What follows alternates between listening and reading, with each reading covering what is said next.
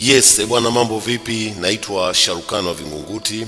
Kama kawaida yangu naendelea na ile story yetu ya Dunia short film. Hapa nawaleteni story bwana. Mwaka mmoja uliopita anaonekana mshikaji mmoja hivi yuko na demu wake.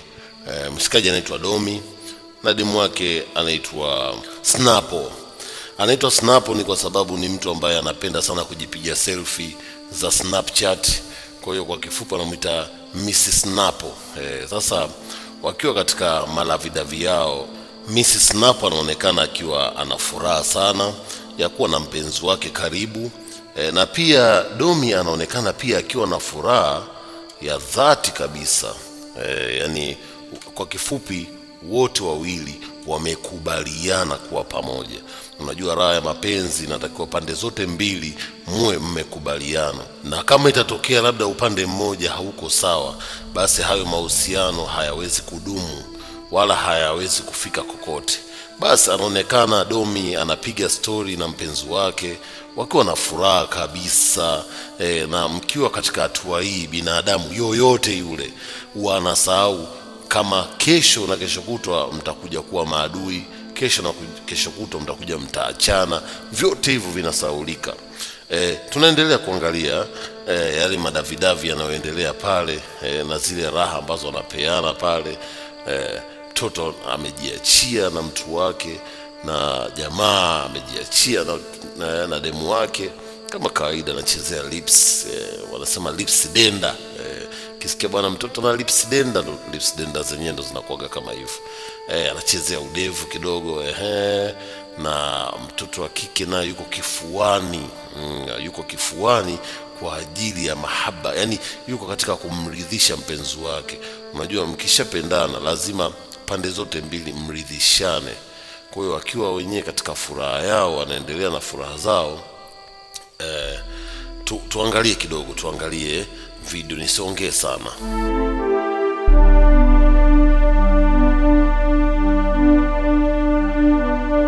Kidogo anatokea mwanafunzi anapiga ukelele. Wewe Snapo, Domi. Sasa Domi ameshtuka. Unafanya nini hapo? Yule mwanafunzi akaanza kulalamika. Malalamiko yake ukifuatilia vizuri inaonekana huyu mwanafunzi alikuwa na mahusiano na Domi, na huyu Snapo ni shoga yake. Na huyu mwanafunzi kwa jina lake anaitwa Cinderella. Kwa hiyo Cinderella ile swala limemuuma sana kuona shoga yake anatoka na besti yake. Akaona asicheleweshe, akakiwasha. Sasa unajua watoto wa Uswahilini, akakiwasha. Katika kugombana pale, Domi anajaribu kumzuia na nini, tafurani zinakwenda. Yule dada kule anaogopa. Miss Snapo kashapagawa, haelewi kitu gani kinaendelea. Mzozo mkubwa, mwanafunzi haelewi, kashapagawa, yani amechanganyikiwa. Mapenzi jamani, mapenzi ni kizunguzungu. Dunia part 2 hiyo. Sasa tunakwenda kwenye present. Wazungu wanasema present, yani kwenye maisha ya sasa hivi. Sasa anaonekana yule Mrs. Snapo akiwa yupo na Mwarabu mmoja hivi, akiwa pia na kaka yake pembeni ambaye anaitwa Jeba. Wana mazungumzo yao mawili matatu, lakini mazungumzo yao ukiyafuatilia vizuri utaona ni kwamba Jeba amefika pale kama shemeji, amefika kuja kumtembelea dada yake, na shemeji akawa amemkaribisha vizuri kabisa. Karibu sana, dada yako nimemuoa na yuko hapa, anafurahi na enjoy. Na shemeji kafurahi, akasema asante sana, nimekaribia. Nilikuwa nataka nikakae lodge, lakini nikaona ni bora nije kulala hapa. Kama nyumba ni kubwa basi naweza nikakaa. Basi Sharu akamkubalia, akamwambia haina shida, karibuni sana, jisikie kama uko nyumbani. Na uzuri wake waifu leo kaandaa chakula kizuri, kwa leo tutakula chakula kizuri hapa, tutafurahi. Nadhani tumeelewana. Na kingine kinachonifurahisha ni kwamba muda ambao ulikuwa umekuja muda mzuri sana, muda ambao mimi naweza nikakutanisha na mtoto wangu. Mtoto wangu anarudi shule sasa hivi, na akirudi shuleni lazima niwatambulishe. Ni mkubwa tu, mtoto wangu mkubwa, mtamuona. Bahati nzuri yule mtoto ndo anaingia, kumbe ni Cinderella.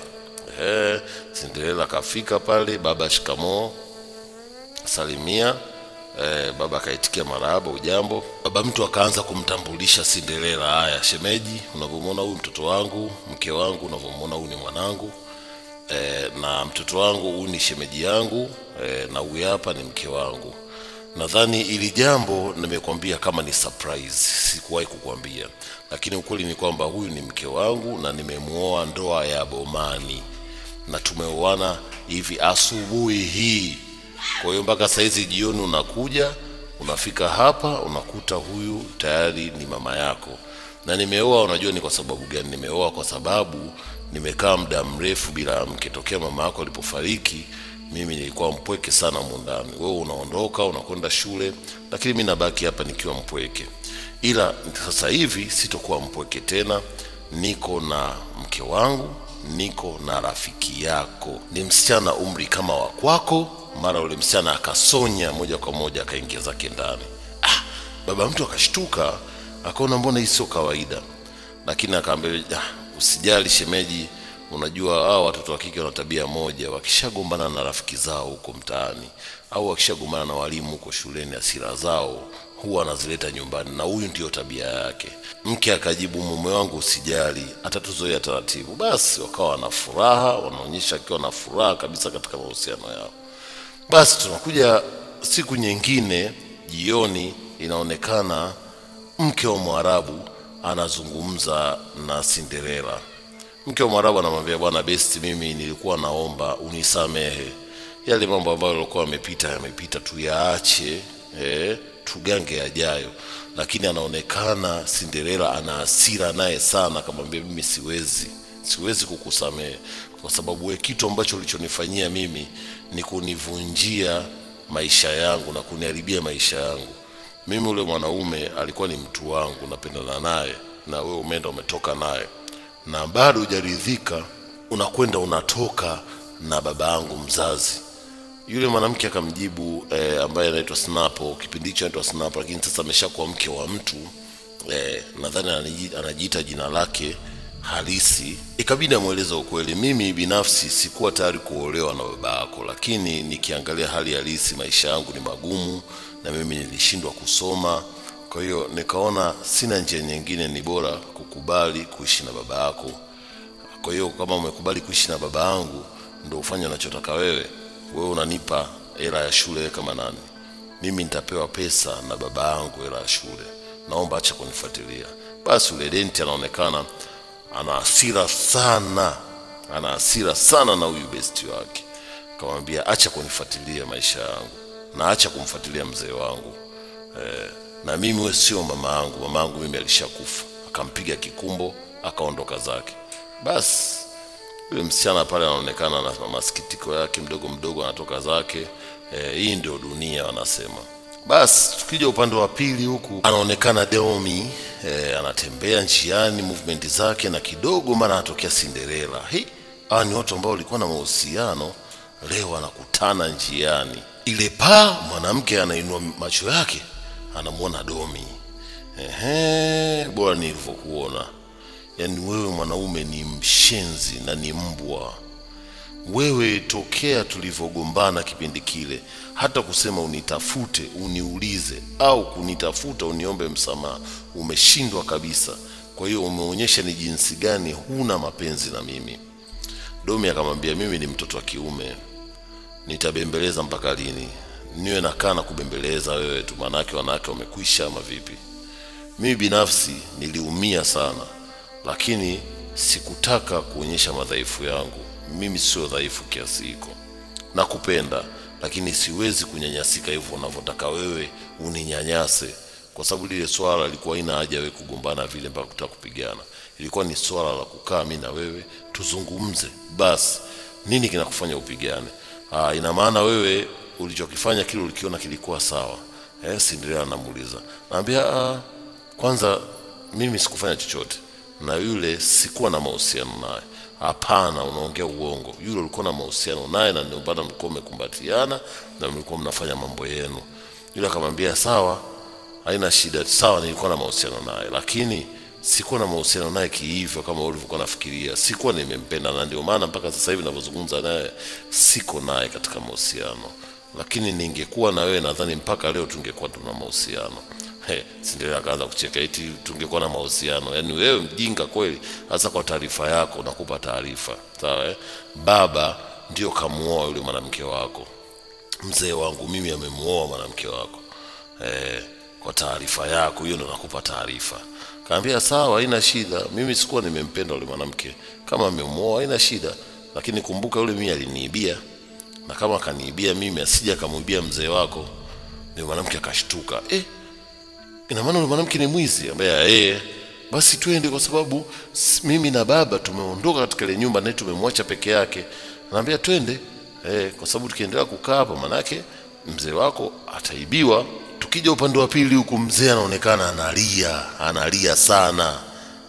Ameshika kichwa, amepagawa, haielewi. Kidogo pale wanaonekana yule binti yake pamoja na ule mvulana Domi wanaingia. Baba vipi? Anamwambia kila kitu kimekuisha. Baba kuna kitu gani niambie? Anambia tumeachiwa mkeka tu hapa. Ina maana yule mwanamke ameiba kila kitu? Anambia ameiba mpaka balbu zote. Yani leo tunalala giza huko ndani. Zote zimeondoka. Anambia baba mimi nilijua tu huyu mwanamke sio mtu mzuri. Mimi nimesoma naye. Anambia sawa, hata kama umesoma naye kwa nini hukuniambia kama sio mtu mzuri? Kesi kama imemgeukia sasa Cinderella. Kwa nini hukusema kama huyu mwanamke sio mtu mzuri?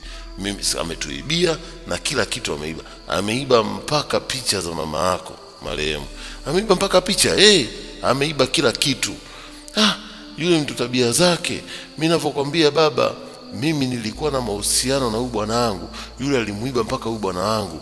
Mzee kashtuka, jicho limemtoka. Anambia alimuiba huyu bwana wangu mimi. Aliiba shuleni kule, alikuwa mwizi pia. Mzee anashtuka. Hata huyu bwana wangu pia alishawahi kuibiwa vitu vyake ndani, kwa sababu yule alipokuwa na mahusiano na bwana wangu moja kwa moja alienda kumuibia vitu vyake. Umeona mtoto anajielezea. Mzee kama macho amemtoka, ameshtuka. Ina maana wewe umeibiwa alafu unashindwa mimi kuniambia? Unajua yani mzee akawa hajaelewa kinachoendelea. Kijana akanamuelezea, mzee mimi nilikuwa na mahusiano na yule mwanamke, lakini nilipomkaribisha nyumbani siku hiyo aliniibia. Aliita gari akazoa kila kitu ndani. Kwa hiyo sababu ya mimi kuachana yule mwanamke ni hiyo, ni kwamba yule mwanamke ni mwizi na ndio maana tumeachana. Kwa hiyo ili tukio lilokuta wewe ni kwamba sio wewe tu, hata mimi pia limenikuta. Baba ni kweli anachozungumza. Sasa ina maana wewe na huyu mlikuwa na mahusiano? Kaambia ndio tulikuwa na mahusiano. Ina maana wewe unatembea na mtoto wangu na unajua ni mwanafunzi anasoma? Akaanza kumtimua mbio kabisa, umetimuana.